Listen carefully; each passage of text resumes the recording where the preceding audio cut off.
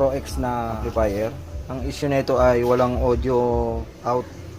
Ito ay may power mga ka-JL Pro, ayan. Nagre-release yung relay. Ayan. Okay yung kanyang output nito pag ganito. Pero i-share kung paano ko ito troubleshoot mga ka-JL ito. Una, alamin ko muna kung gumagana yung kanyang amplifier circuit. Mag-audio tracing muna ako dyan mga ka-JL Pro. Di bale ito may dalawa akong speaker na kinabit sa kanyang terminal. Iti-trace natin yung both left and right kung merong audio out. Susundutin natin dito kung asaan yung kanyang input. Bale, ayan mga ka-JL Pro, may nakalagay dito EB at right input, left input, tsaka left out, right out, positive 12, negative 12, tsaka dalawang ground. Yung negative test pro, bahawakan ko to. Di bale, continuity setting ako dito. Right in tayo, ayan, sundutin natin. Ayan mga ka-JL Pro, dito sa kabila, sa left, ibig sabihin mga ka-JL Pro, okay yung kanyang amplifier circuit. Then susunod ko dyan, i-check natin to kung may 12 o negative sa kanyang out papunta dito sa pre-amplifier. Ayan, set tayo sa DC. Test probe ng negative sa ground and then sa positive dito. Ayan mga ka-JL Pro, meron siyang positive 11.5 sa positive line. Then tingnan natin yung negative 12 sa kabila.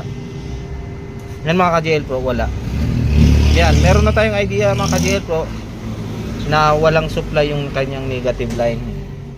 JL Pro Audio.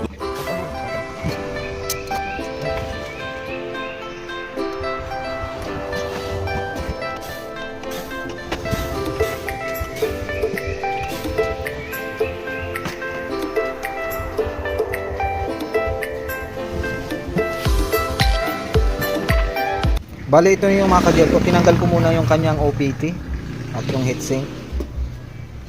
Ang ginamit nitong regulator mga ka-JL Pro, akala ko driver siya. Ito, yung E940, tsaka positive niya ay si C2073. Okay. Di bale, okay naman to, chinek natin to.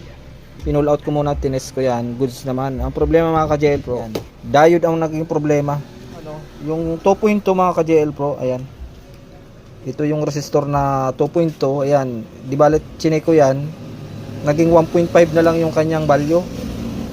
Ang kadugtong na paa niyan mga ka-JL Pro, ayan, dito yung diode, yung 2 amperes, ayan, shorted na to. Ayan, nakares tayo sa diode mga ka-JL Pro, test natin. Diode ang naging problema, shorted mga ka-JL Pro. Ayan, tapos baliktarin natin. Ayan, shorted mga ka-JL Pro. Di ba babalitan ko lang to, tsaka itong 2.2. Kaya mga ka-JL Pro, nakabit na natin yung 2.2K at yung 742A na Zener diode. Ito na mga ka-JL Pro, tapos na natin mailagay yung sirang diode at resistor sa kanya. Yun lang yung sira na ito. Power on natin. Ayan.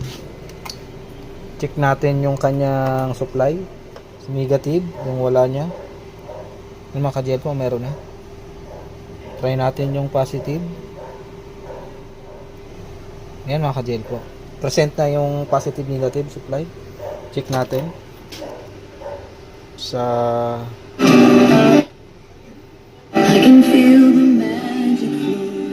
radyo yan, naka-radyo tayo mga ka-JL Pro. Yan.